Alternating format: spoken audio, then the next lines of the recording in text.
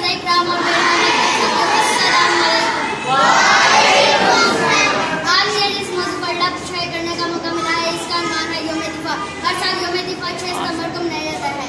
सितंबर 1965 के एक अंधेरी रात पर हिंदुस्तान ने पाकिस्तान पर हमला कर दिया, लेकिन पाकिस्तानी फौज ने हिंदुस्तान के छक्के छुड़ा दिए। मेरे हम मकतब साथियों, अस्सलाम वालेकुम। शहीदाने वतन के हौसले थे तीर के काबिल, शहीदाने वतन के हौसले थे तीर के काबिल।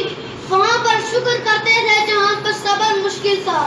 पाकिस्तान के इस वक्त के सदर जनरल अयूब खान ने 6 सितंबर की सुबह को ऐलान जहाद तारीख अल्फाज से लिया। भारत ये भूल गया है कि इसने ला इलाहा इल्लल्लाह मुहम्मदुर रसूलुल्लाह पढ़ने वालों को ललकारा है, जो इंशाअल्लाह इनका दंदान भारत शिकन जवाब देंगे। तो ऐसा ही हुआ।